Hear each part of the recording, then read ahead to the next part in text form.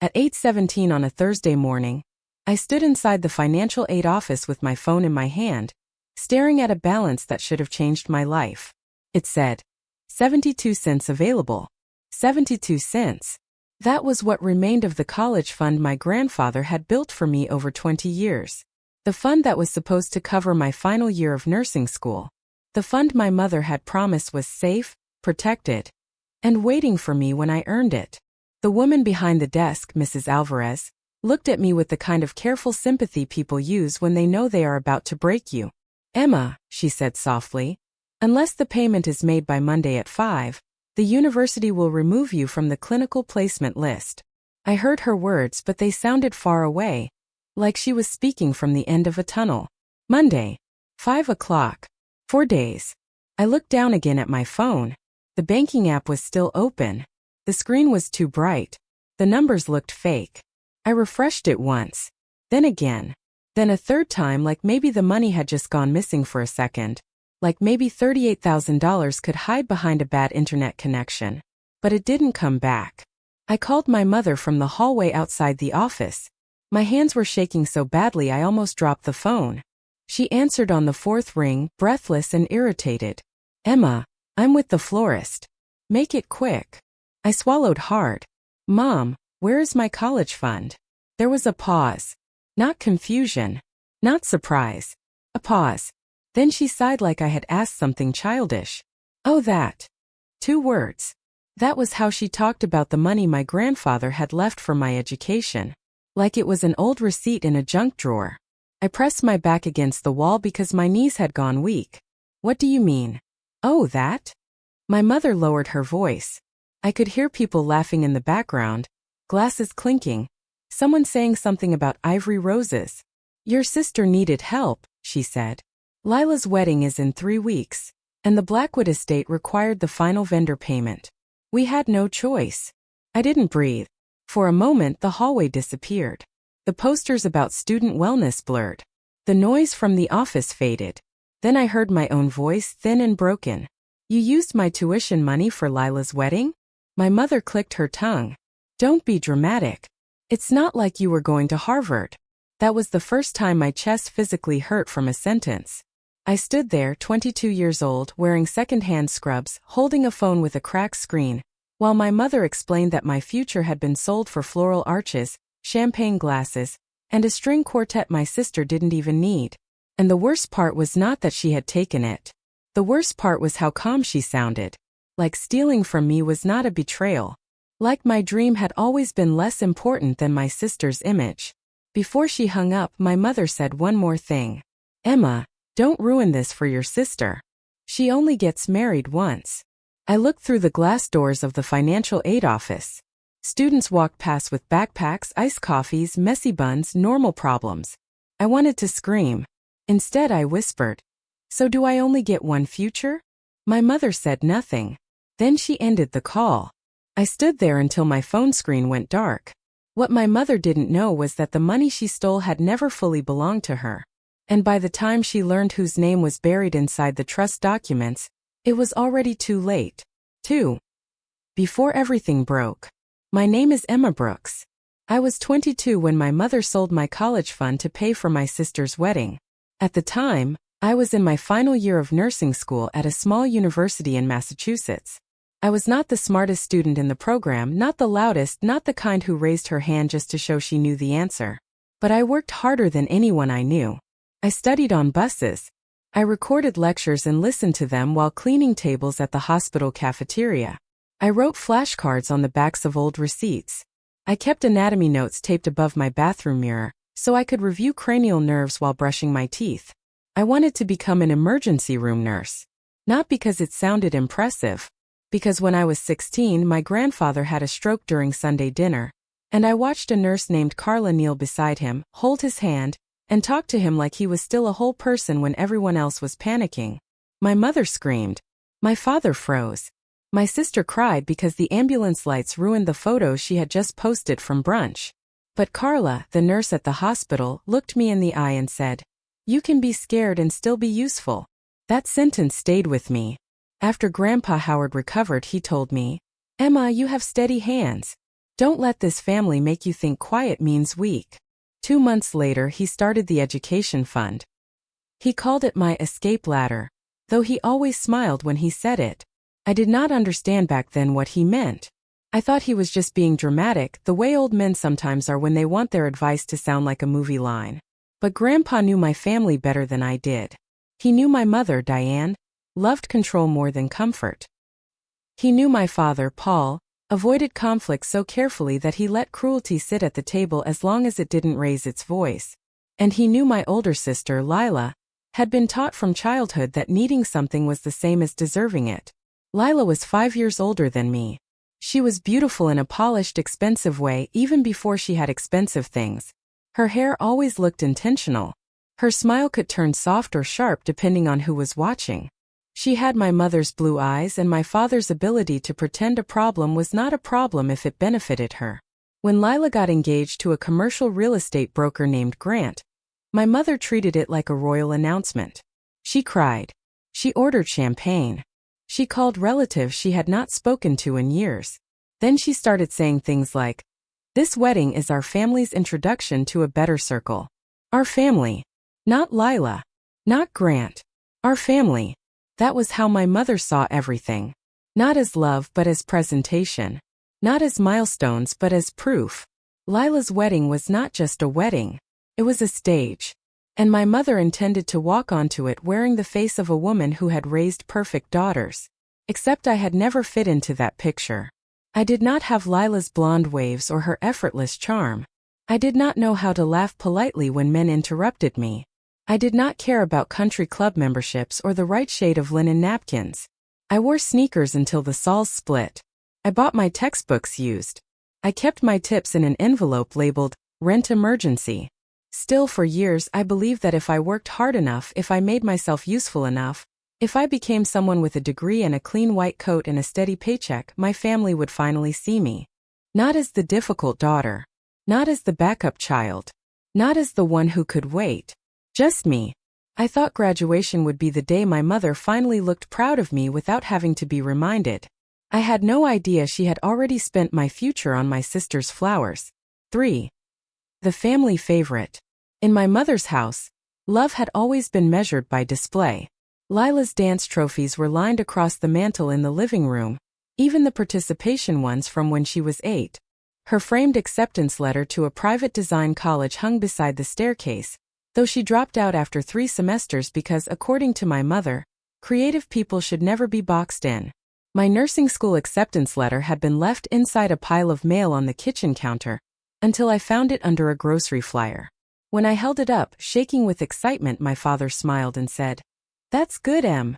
My mother looked at the tuition estimate and frowned. "Are you sure you want something so stressful?" she asked. "You've always been sensitive." Sensitive. That was the word she used when I noticed unfairness. Dramatic was what she called me when I named it. Ungrateful was what I became when I refused to swallow it. The family rule was simple. Lila's feelings were emergencies. Mine were inconveniences. When Lila failed her driving test, my mother took her shopping because she was humiliated. When I got a 96 on my chemistry exam, my mother asked what happened to the other 4 points. When Lila cried because a boyfriend forgot their anniversary, my father drove across town with takeout and flowers. When I had the flu during finals week, he left soup outside my bedroom door and texted, "Hope you feel better." Lila never had to ask twice. I learned not to ask at all. The first real warning about the wedding came during a Sunday dinner in March. I had just finished a 12-hour clinical shift. My feet hurt so badly I took my shoes off in the car before walking into my parents' house. The kitchen smelled like roasted chicken, garlic, and the expensive candle my mother only lit when guests were coming. Lila sat at the island with a glass of white wine, flipping through a binder full of fabric samples. Grant was beside her, scrolling through his phone. My mother hovered behind them like a stage manager. "We had to upgrade the photography package," Lila said without looking up. "The basic one only includes 8 hours." My father muttered, "How much is the upgrade?" Lila slid a paper across the counter. My father's eyebrows lifted. My mother gave him a warning look. "Paul." He closed his mouth. I reached for a piece of bread from the basket. Lila glanced at my scrubs. Do you have to wear those here? They smell like disinfectant. I pulled my hand back. I came straight from the hospital. Exactly, she said. My mother sighed. Emma, go change into one of your old sweaters upstairs. We're discussing wedding details. I almost laughed because I had lived in that house for 18 years, but somehow I was the one who needed to make myself less visible in the kitchen. I'm only staying for dinner, I said. Lila looked at my mother. See? This is what I mean. She always has an attitude. I stared at her. Because I said I'm hungry? My mother's voice sharpened. Not tonight. Your sister is under a lot of pressure. There it was again. Pressure. Lila was under pressure because the peonies were out of season.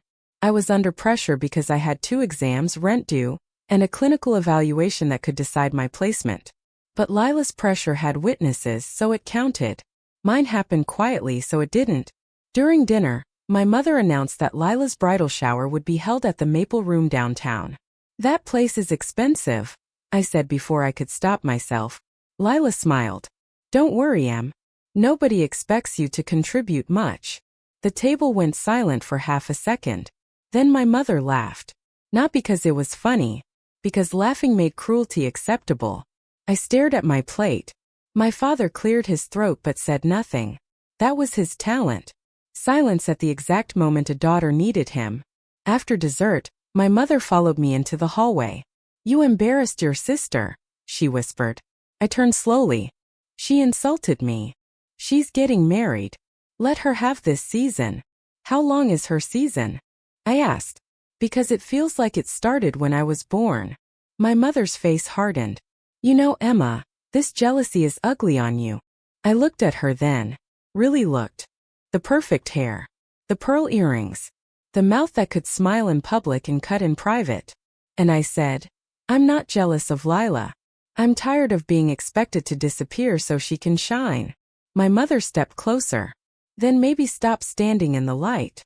I did not know it then, but she had already started making calls about my fund. That night, while I drove back to my apartment with aching feet and leftover bread wrapped in a napkin, my mother was planning how to turn my education into a wedding centerpiece. 4. The betrayal.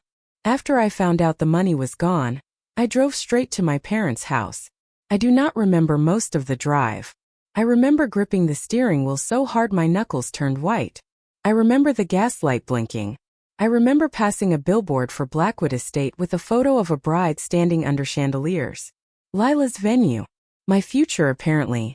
When I walked into the house, my mother was at the dining room table with 2 women from the wedding planning company. Fabric swatches were spread across the table like nothing in the world had happened. Lila was standing by the fireplace, holding a champagne flute though it was barely noon.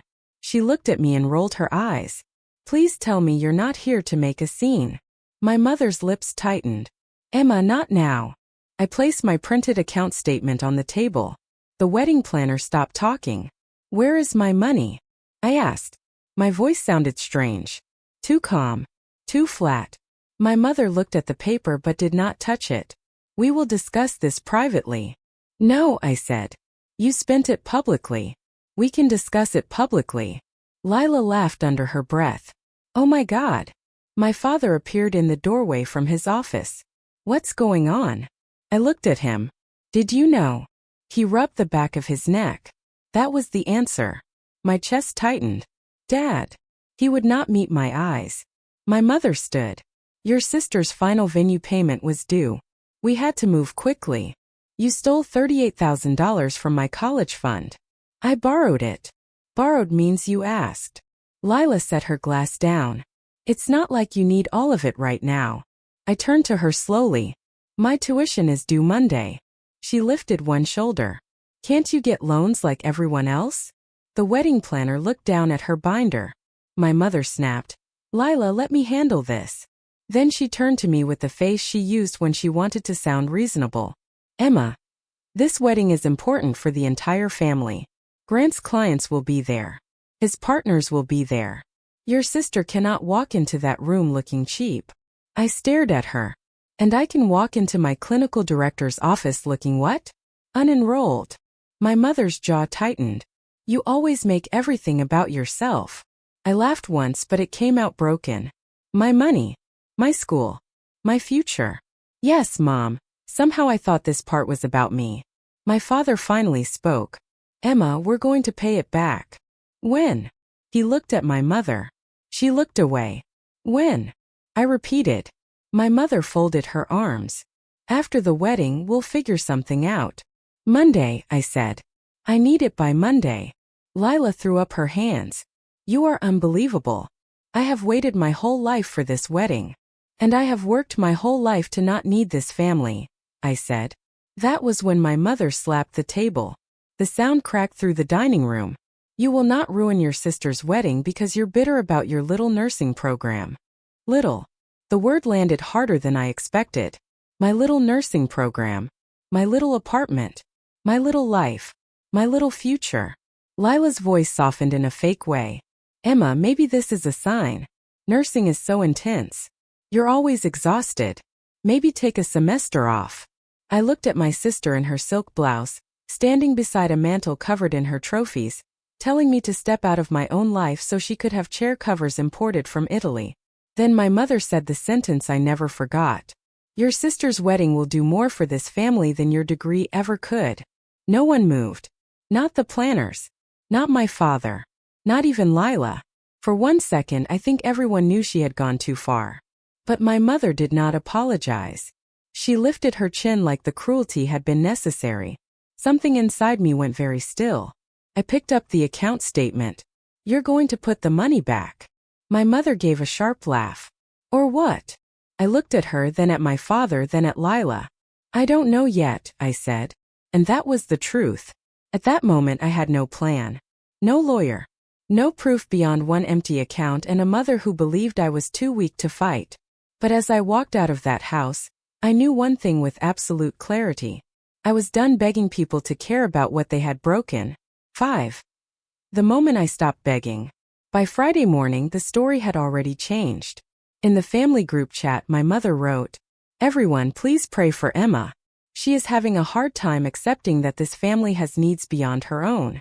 Then she added a red heart. A red heart. Under it, Aunt Carol replied, "What happened?" My mother wrote, "She's threatening to sabotage Lila's wedding over money Grandpa set aside for the family." For the family. I sat on the edge of my bed in my tiny apartment and stared at the screen until the words blurred. My cousin Melissa texted privately, "Is that true?" I typed back, "No. She emptied my college fund. My tuition is due Monday." 3 dots appeared. Then disappeared. Then appeared again. Finally Melissa wrote, "I'm so sorry. I don't want to get involved." That was how families like mine survived. Nobody wanted to get involved until the lie became the official version. By noon my phone was full of messages. Your sister deserves one beautiful day. College will still be there after the wedding. Don't punish Lila because you're jealous. Your mother has done so much for you. I wanted to reply to every single person with screenshots, bank statements, dates, numbers. But I didn't. Not yet. I had spent years defending myself in rooms where people had already chosen who to believe. All it did was make me look louder, angrier, more unstable.